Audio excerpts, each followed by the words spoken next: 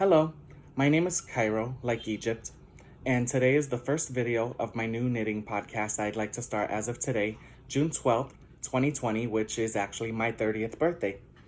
So that's kind of a big deal to me. I'm the oldest of 6 kids, and I'm the first one to turn 30 amongst the bunch, so it's all pretty exciting. I've actually wanted to really start this video podcast for a while now, but I guess I've always just been kind of nervous about how it would be to talk into the camera when nobody is on the other end looking at me specifically. But I just have to remember that I'm speaking to a bunch of people, maybe even internationally at that. So I figured, no time like the present to start.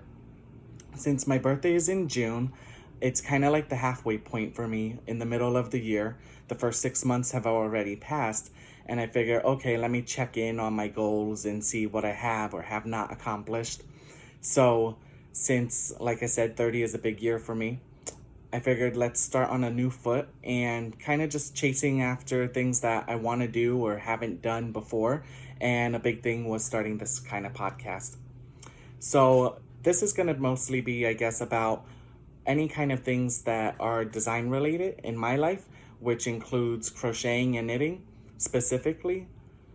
So I definitely like to involve myself in the knitting groups in New York City, where I live right now. I do reside in New York, and I love being a part of the community here. I like to see what other people are working on, and I hope they like to see what I'm working on, but I don't want to lose too much of my modesty, I guess. So I just wanted to see if there's something that I could take and give from this experience at the same time. So with that being said, I'm definitely open to all kinds of questions and comments about what you guys think. Hopefully I'm not stumbling over my words too much, but I am a little nervous, I guess. Granted, this is like my first video recording, but it's okay. I get over it.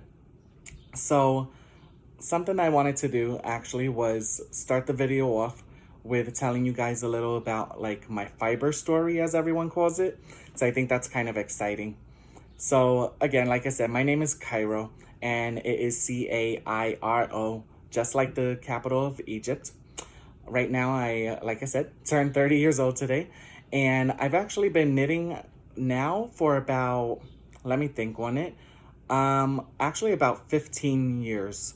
Yeah, so I started knitting when I was 15 years old, but I actually taught myself to crochet 2 years before that at 13 years old. And I remember really specifically, my family and I were living in Georgia at the time, here in the United States, and my mom got this kit that was kind of like a teach yourself to crochet set. And I remember specifically that it was this really silver yarn, real sparkly and shiny, so it got my attention right away. And my mom gave it to me and was like, here's something to do. You're always saying that you're bored. Why don't you try to do this? Figure this out. And so in that set, there was enough yarn to make a little belt and a hat as well. And I always make a joke about how, I don't know why, I've always been obsessed with, not obsessed, but I always thought that Judaism and being Jewish was like a cool thing. It was like its own little group on its own, and I wasn't a part of it.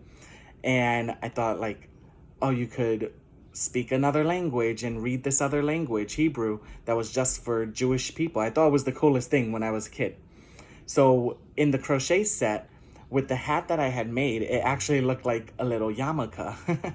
So that's like my big joke, was that I always would tell my mom after that, oh, this looks like a yarmulke, but unfortunately for me, we're not Jewish. So can we go out and like buy some yarn? And I guess at that time, it wasn't really like a super conscious thought or anything like that. But I ended up finding myself at Walmart one day with my mom, and we ended up passing like the arts and crafts section of the store, the aisle, I guess. And I was like, oh my God, that's the yarn right there. And what can I say? It's just a downward hill from there, but in a good way, I guess. Definitely in a positive way. So I got really into and like obsessed with crochet, I suppose. And I like to think that I became this little crochet master, little beast of crochet, within like 2 years or so. By the time 2 years came, I was recognizing different stitches and patterns and yarns, and had experimented with a couple of like making my own designs at that time. But I guess I hadn't really thought about it because I was 13 years old. So that transitioned me over into knitting when I was 15. And I specifically remember as well, this story is about how I saw a knit sweater. And it was specifically with cables. I think it was white, actually, now that I think about it. A white knit cable sweater. And right away I was like, wow, that must be knitting, because it's yarn. And I know that knitting makes fabric, but it's not crochet. So it just made sense, you know. By the 2 years, I had recognized what a crochet stitch looks like, but I wasn't really too familiar with a knit stitch just yet. So that was pretty cool. I actually went over to the public library. I had moved to Connecticut by that time, and I went to the public library, and I actually checked out a knitting book, like Teach Yourself How to Knit, and got some needles. I guess that was the big piece that was missing. I had tons of crochet hooks after 2 years, but I was missing the needles. So I got that, and what can I say? My life's never been the same. Not to sound like so cliche, but I guess it's really true. Like, I kind of got obsessed with knitting. It's not necessarily an obsession, I guess. It's more so the fact that, like, you can make your own things. And I think it's super cool that you could customize your own stuff when you knit it or crochet it for yourself or for other people, whatever the case may be. So I really like that customized feeling or possibility and option, I suppose you say. I think it's really cool because a lot of times, like, stuff that I want for myself, I'll look for patterns online and I'll be searching for hours, which I'm sure we all do. And I'm like, okay, it's kind of what I was thinking of, but not exactly what I was looking for. Maybe I see a sweater and I want to change the stitch. I want to change the color. I want to change the size, or I don't know about you, but maybe sometimes you've seen a sweater where maybe you like the top half, but you don't like the bottom half, and you want to incorporate two different designs that you've seen somewhere else, or whatever it is, right? So I think that's pretty cool. Like I said, it's that customization that really gets me basically every time. Something I really, really like to do is color work. And actually, I think I just over-exaggerated that way too much.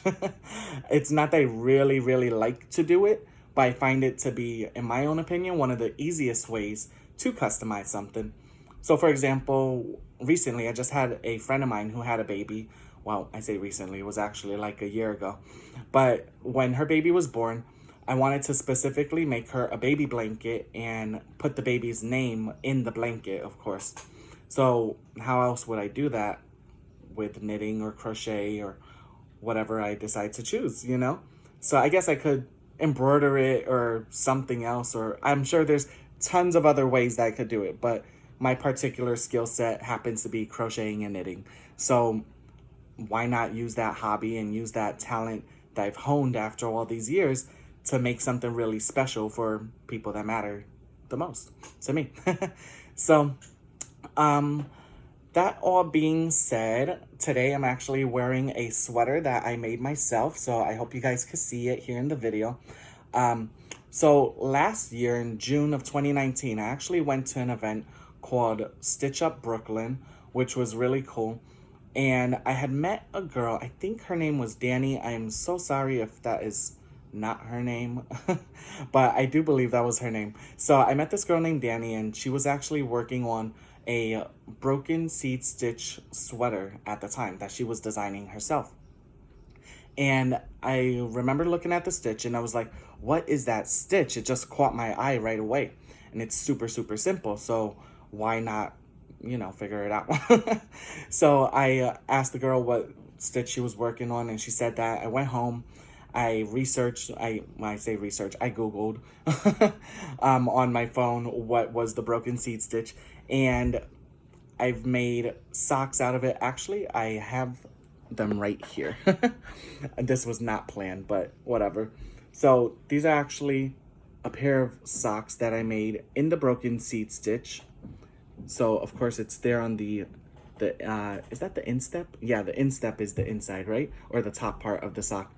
So I feel like I'm probably not doing it any justice on this camera here, but this stitch here is actually the exact same stitch that's on my sweater.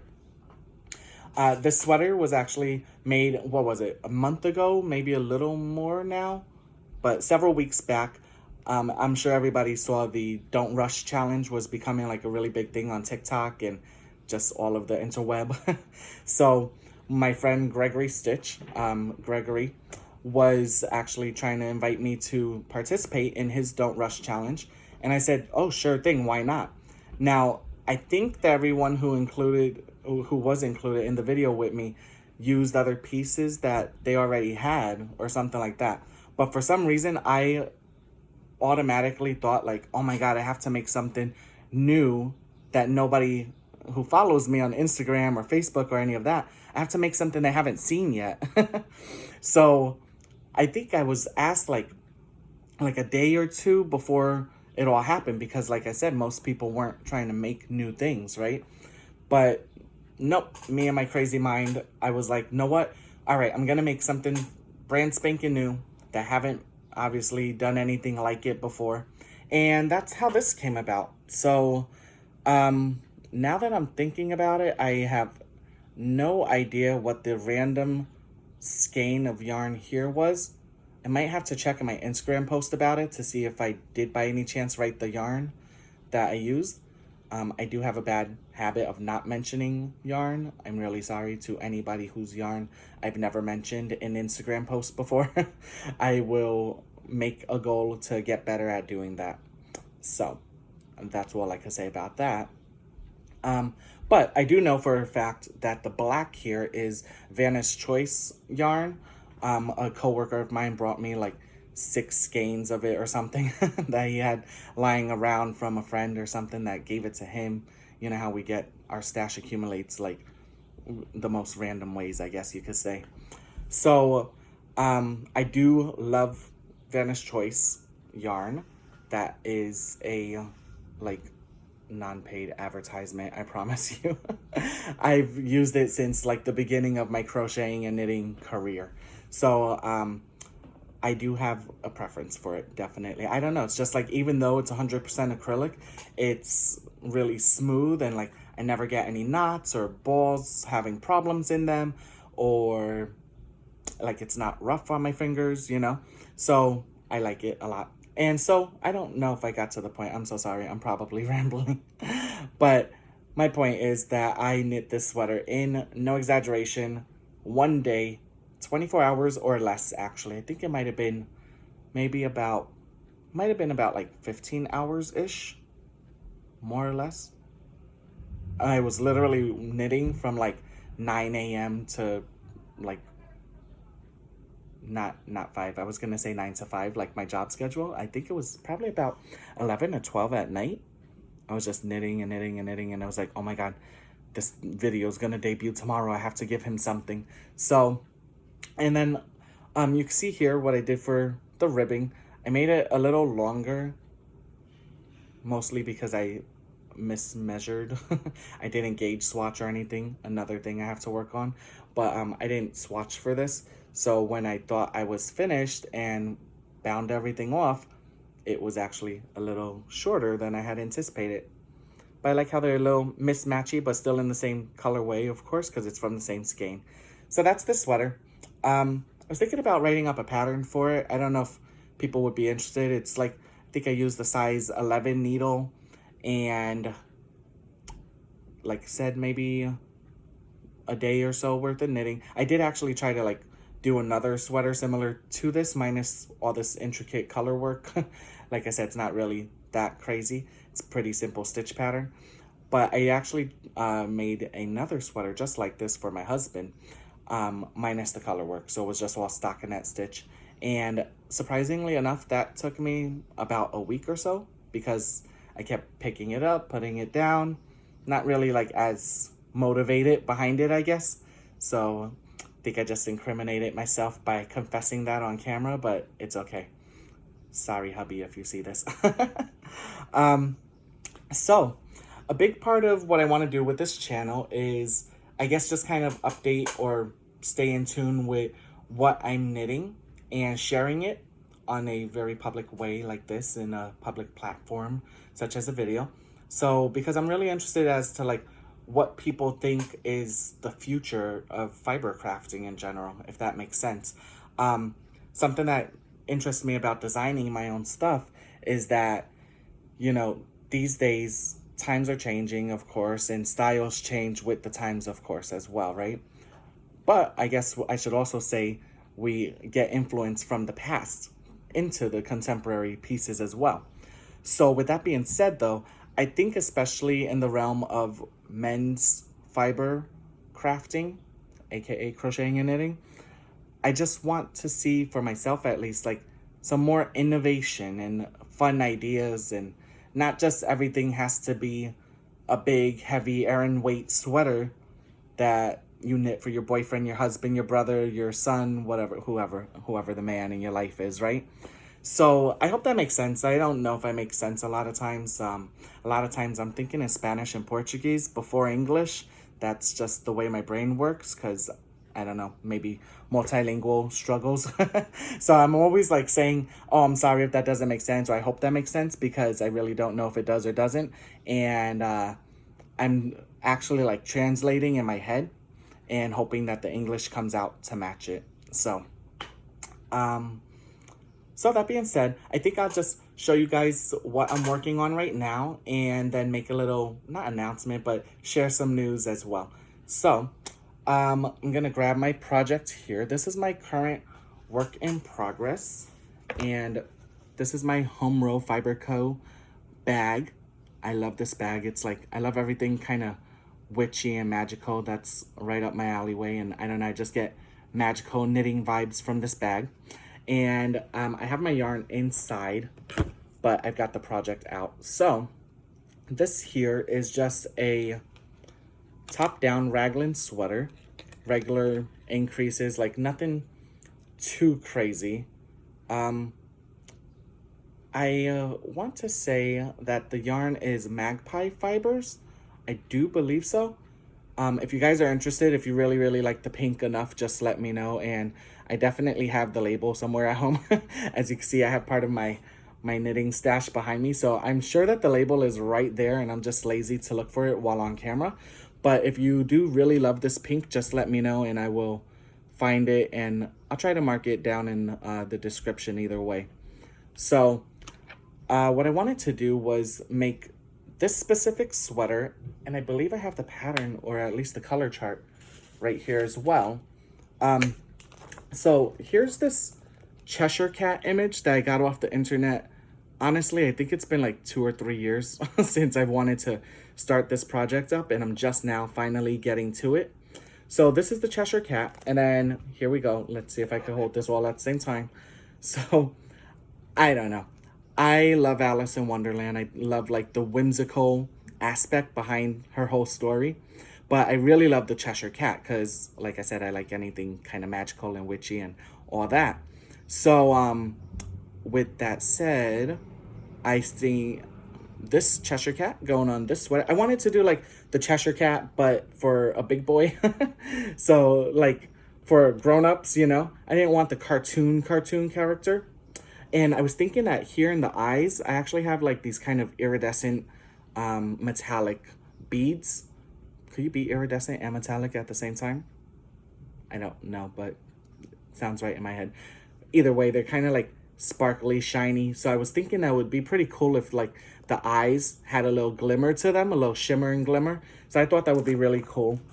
And I've been knitting this kind of sort of like a maniac, kind of sort of not. Like I care and I don't care. I thought like, oh my God, I'm going to get this finished and I'm going to knock one more sweater out before the summer heat comes. And here we are. It's basically middle of June, June 12th. And it's definitely here in New York City. It's definitely gotten to the 80-something degree mark. So I'm not really a fan of the summer, the heat at all. But it is what it is. And honestly, based on how much yarn I have, I've got 3 skeins of the pink, and I think it's about 400 yards each. And I've only got one skein of this purple. Oh, so that actually brings me to like a whole nother uh, concern of mine.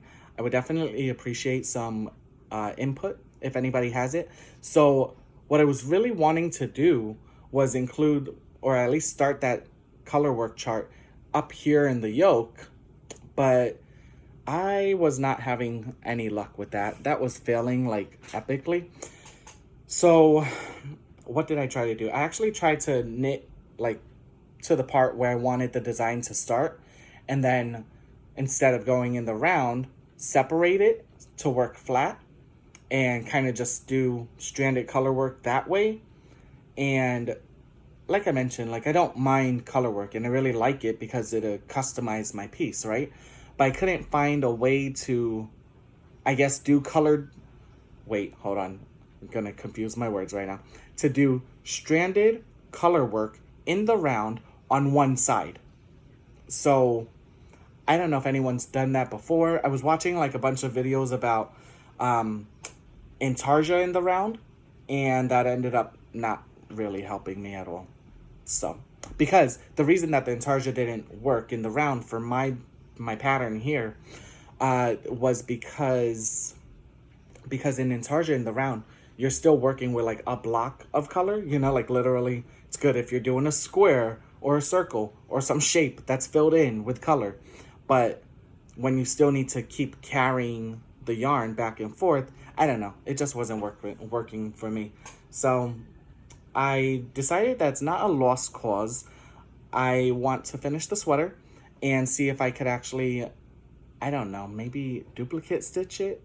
It's like basically 100 by 100 row chart.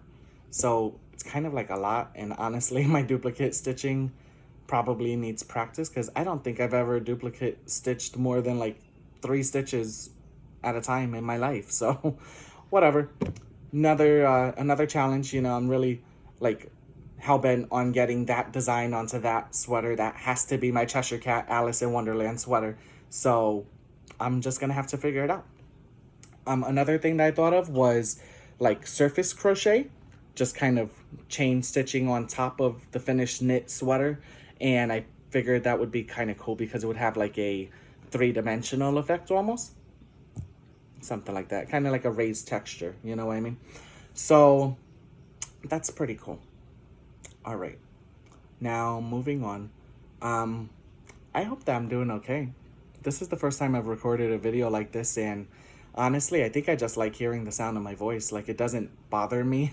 Sometimes I think maybe I sound a little silly, but, and by silly, I specifically mean that I've always thought that I sound like a 12-year-old girl on the phone.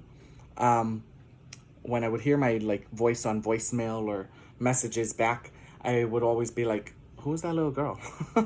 But nope, she's me. So anyways, like I said, so I'm breaking into the world of design, or at least I'm gonna try to, and I feel like I'm gonna put more force and effort and energy into it because I've got the ambition for it. I just need to actually make it happen, which I'm sure many people could relate to. I hope so, at least. Like, I'm not lazy about it. I just think a lot of times that people might not be interested. You know, like there's so many patterns out there. There's so many hat patterns and sock patterns and sweater patterns and scarves and shawls and like, you know, is my design going to be nice enough, good enough, fun enough, inspiring enough to make someone else want to make it? But you know what, really and honestly, this is just the real, the true, is you don't know if you don't try, right? So, with that being said, I'm gonna stop being so afraid to put my stuff out there. I've seen a lot of stuff a lot of times, honestly, no shade to nobody, to anybody, but I've seen a lot of stuff out there that I'm like, oh, like you're charging for this pattern, but this is simple. This is like anyone who knows how to do this already could figure this out. I'm sure you guys, like myself, could basically look at a pattern, or not pattern necessarily, but look at a knit piece or a crochet piece and you start kind of deconstructing it in your head, you know? You're like, okay, so this is, you know, here's my ribbed collar. 10 to 20 rows or so, and then I've got my yoke, and okay, I see my raglan increases and stockinette body, you know what I mean? So it's like I do this all the time. I'm breaking these things down into my head, and then I see someone has made like a super simple pattern, and I'm like, oh, well, if they could pay for that, then why not try to see if people are interested in what the heck I want to put out there? Because I'm just going to try to be as innovative as I can. You know, I guess a big thing for me is about everything being really natural. Kind of like I'm feeling more natural speaking on this video after almost a half an hour. So for me, genuine emotion, sentiment, thoughts, and feelings behind everything is really, really important. It's kind of like the basis and structure and core of what I represent, what I do, what I preach to other people. And I'm kind of like really happy that when people think of me and my name, they know at least that I was honest with them. I was real about whatever the situation was, you know? And I would love to represent that in all aspects, including design. So I'm just gonna like start thinking of what I want to see. And I guess more importantly, don't think so much about what everybody wants to wear per se. Like, I mean, you have to, of course, make things that people are interested in, but the main point for me right now is like, this is something that I would wear. So if you happen to have my style or similar interest or taste, then maybe you'll want to make it too. So I definitely need to work on the rambling. I feel like I'm rambling a lot, but I'm not going to worry about it too much. Honestly, I don't want to be crazy like going back into this video and editing a bunch, and also I don't have those like technological skills. I'm very like technology deprived. I'm recording off of my iPhone, and I think it'll work fine, honestly. I think, but I'm not trying to like be, you know, making these crazy edited videos with all these effects and things. I could be very wrong. If I end up becoming like a tech genius because of video making, then that's great. I'm going to appreciate all of those skills if they come. But in the meantime, I'm not gonna stress it, all right? Okay, so I mentioned I had like kind of a announcement, and this is it. So I have just gotten permission to officially release my little design set that I did for the company Knit Crate, and I'm looking over at the crate as it's here. So this is Knit Crate, and so they're a monthly subscription box that comes, well, monthly. And I was introduced to them from my friend Louis Boria of Brooklyn Boy Knits. Me and Louis are pretty good friends, and I know that he's designed for them before, and they actually reached out to me and asked if I would be interested in collabing with Louis for this kit, which is the June crate for Father's Day. So this is like a limited edition crate. And so what Louis and I did actually was we made a set of a tie, a necktie, a bow tie, and a pocket square for a Father's Day accessory set. So it was my first time that I actually, you know, racked my brain to sit down, figure out how to write down the pattern the right way, and use some of those innovative skills that I know I've got. So what I want to do is just show you guys real quick my little crate. This is like a really big deal to me because it's the first time I'll get like my little published work, you know? So this is my colorway, and this is from, sorry for my disorganization. This yarn is from a chick that knits, and the colorway is called Dawn, D-O-N, and it's kind of like this brassy, coppery, I believe that's how they describe it, was like a bronzy, and I guess bronze and copper are different, right? But I see it as maroon, okay? Let's just be real. I see this as maroon, but what I do gotta say about this is, so this is a single ply yarn. There are, let me see what the yardage is, 415 yards in here. Honestly, it's really, really soft. Like, it's great that I was able to use this to make my little accessories for the month. But even if you made the accessories, you'll still probably have yarn left over. And even if you don't make accessories with this, like, this would be great for a sweater or a shawl, just because it's so soft. It is 70% merino wool and 30% mulberry Italian silk. So that's probably where like that real sleek kind of feeling is coming from. So that's super exciting. And in the box as well was this Happy Father's Day postcard.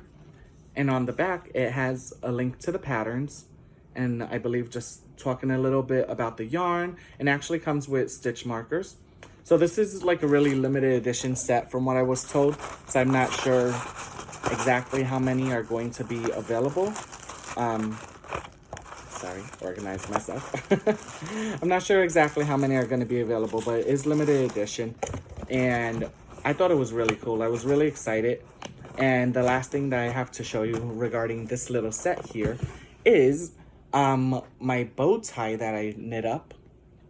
So this is actually one of like my sample bow ties that I was doing. And I believe it took a little while for them to get the right dye of the yarn down. And so this was some yarn that I had started like just stitching up what I wanted the bow tie to look like. So let's see if you could see here. I'm failing. And there it is. There it is. I think it's cute. So I love it. I really tried to make this as simple but different. Like you can actually see some stitch definition in here. And that's what's important to me, because I mean anybody could just do like a crocheted block and, you know, call it a bow tie. But this is one piece, and then this is a separate little piece, which is the bow tie center. And I know that in this kit they actually send you this little black elastic. So for example, in my design here, I literally just put it under the back of the center band there. So that was my little design. I did do a tie, like I said, and a pocket square as well.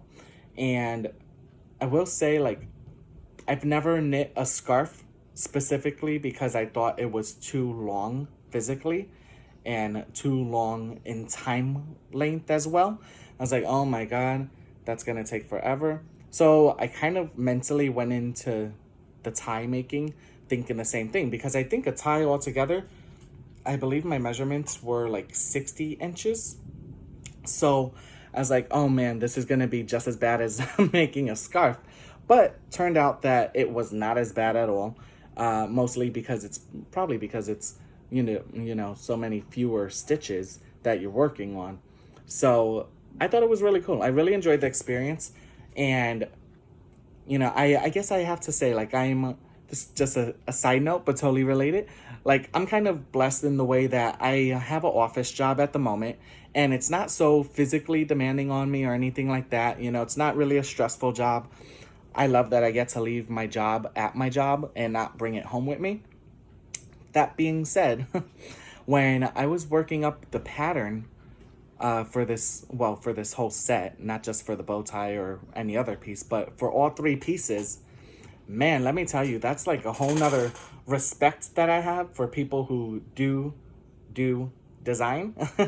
I was like, oh my God, I think this is part of the reason I stayed away from trying to make my own stuff like in paper patterns for so long, because that is work. Like, whoo. If anybody has any tips about, I guess, grading and sizing and all of that design stuff, I would really appreciate that. I'm totally open. Like, I'm definitely doing my work to research it as much as I can. And I promise this time research is not only Google.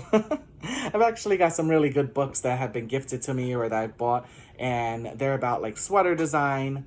I also have something like about shawls as well. So I definitely think it's like really interesting to know how things are made. Like, it's not really, you know, rocket science per se, but I guess the part that really scares me away for the most part is the math behind it. I just hate math. So that being said, I need to work on my mathematical skills and just start doing some calculations, I guess. It's not really, that crazy. But I guess that's pretty much it for today. I'm looking around thinking about anything else. Well, honestly, I'm kind of really happy to have just kind of stepped into this and made the video. I've been procrastinating it like nobody's business for the longest time now. And I don't have a reason, honestly. Like sometimes I would say, oh, I don't know, my hair looks stupid. I need to wash my hair today, which is true. Like, well, actually, no, that's not true. I just washed my hair last night, so slow down. So please don't mind me. I think I'm my own funniest person. Like, I laugh at the stupid stuff that comes out of my mouth half of the time. So don't listen to me, but actually do. Just don't take it too serious. So, like I said, I come up with like stupid excuses about why I wasn't making this video, and I was like, what are you waiting for? Just do it. It's not scary. It's like, it just feels different to speak to the camera when I don't see anyone looking back at me. I'm actually like really good at public speaking, and are there other categories under that? I don't know. I love like speaking to crowds, speaking to groups. That doesn't make me too nervous. But I remember one time I got this tip. I don't know if it was online or from a person in real life. I honestly don't remember. But I remember this tip about somebody saying that if you just acknowledge your nervousness at the beginning, that actually, kind of solidifies that, yeah, I'm a little nervous. But if you just get over that and acknowledge it, then it helps you speak easily and flow a little better, because you're not so worried about everyone noticing that you are nervous from the get-go. So, that being said, I think I mentioned it a couple times, but it's not really like nerves or anxiety, or I don't know what it is. It just, I have to get used to talking to a camera. And I guess as people start responding and interacting back with me as well, it won't feel like I'm just speaking to myself. I will know that I'm also speaking to who knows how many people. But I hope you guys have enjoyed this video a little bit, or a lot of it. That's okay too. I hope that I've said something interesting or something that caught your attention for a little bit. Please feel free to like tell me things that you want to hear me talk about, whether it's knitting or not knitting. I will say, like, just for the sake of this being a very stress-free environment here at home with me recording, like, I'm not really interested in getting too political about things or anything like that. Like, there's a time and space for that, and I'm all about it and about people speaking on what matters to them. I just think that there's, different platforms to do it on, and however people choose to do that is great. This video series or channel will be, for me, more like a fun thing about, my hobby and how I incorporate it into my daily life, basically. Because I don't know if I should admit it out loud, but I do knit or crochet every day. At some time, I'm knitting on the trains to work, on the New York City subway system. I knit, my first thought is like I would go to all of these groups for knitting, but we've been out of that since like March. But, and then I knit at home, of course. I'm actually not too much of a TV person, so knitting actually helps me pay attention to what I'm watching on the TV.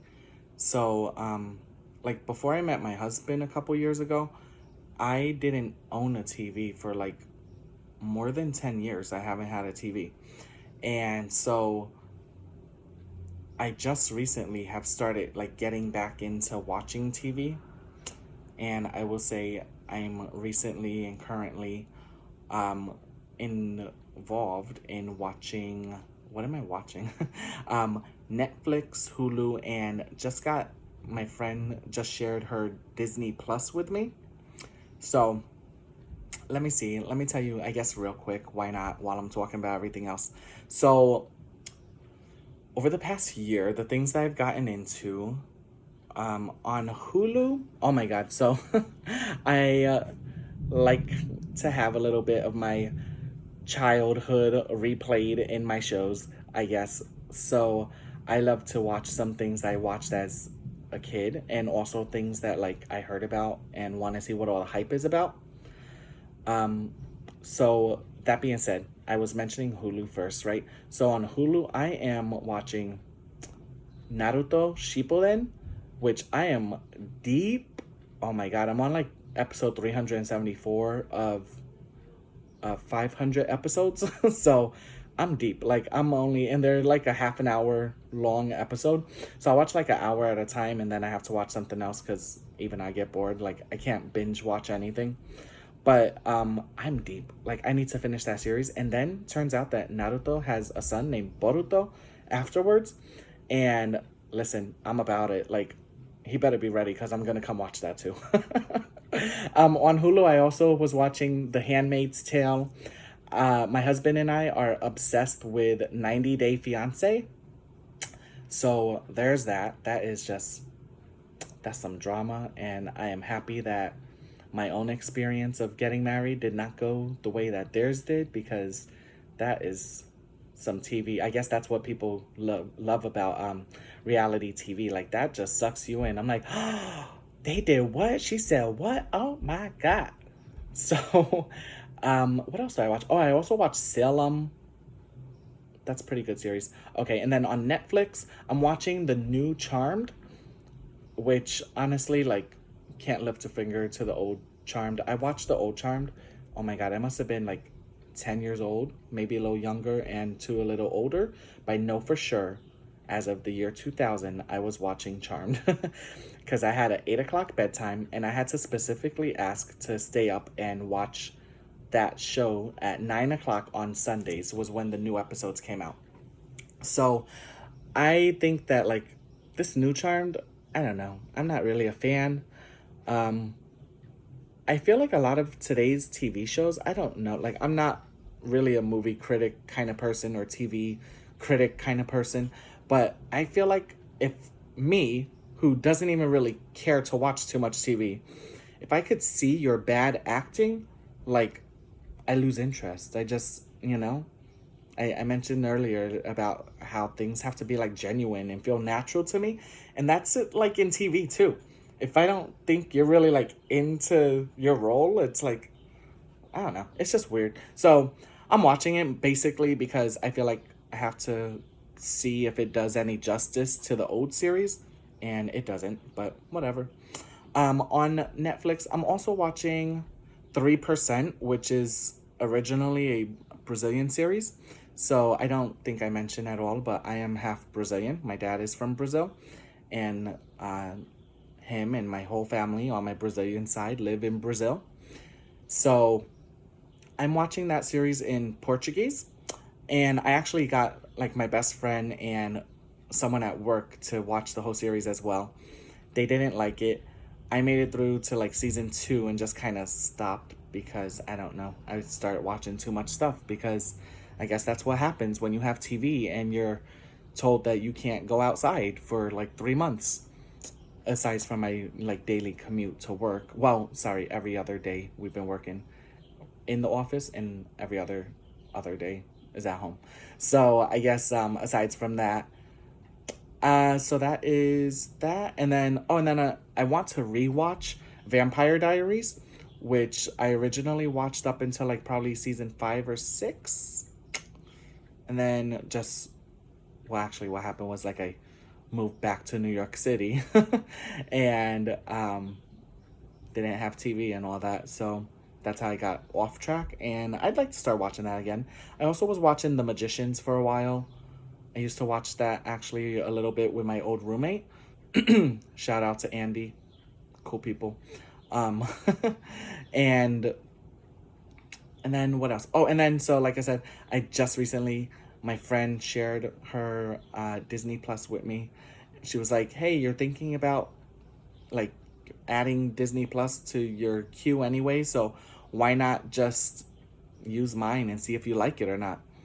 And girls, let me tell you something. That has gargoyles, which was my jam as a kid. That has, oh my God, gargoyles. X-Men, the animated series, which was from like, I think 1992 to 1997. But don't quote me. I just think that's how long it lasted for. Oh my God. That is like, more so than gargoyles, that was my everything. Like, me and my brother used to pretend that we had mutant powers in the whole nine. You couldn't tell me that I was not Storm. Like, I love that series so much. And so I'm really excited. I haven't started it yet because I saw that there's less episodes of Gargoyles. So I think I'll just watch that series first and then get into X-Men. And then there's also X-Men Evolution, which is like a more modernized version that came out in the early 2000s. And I love that as well. So a lot of like, yeah, I watch some cartoons, but a lot of it is things that I used to watch with my brother, and it reminds me of like my childhood and being close to my siblings and stuff like that. Like, these are things that, whether they were shows that I used to literally run off the school bus to go home and make it in the door in time to watch X-Men, or X-Men Evolution was a Saturday TV show for us. So I remember like waiting in the bedroom with my brother to watch that show, and just stuff like that. Just nothing crazy, but like just regular child stuff. And that also reminded me that on Netflix I'm watching Cardcaptor Sakura, and what's the other one? Oh, and then Full Metal Alchemist.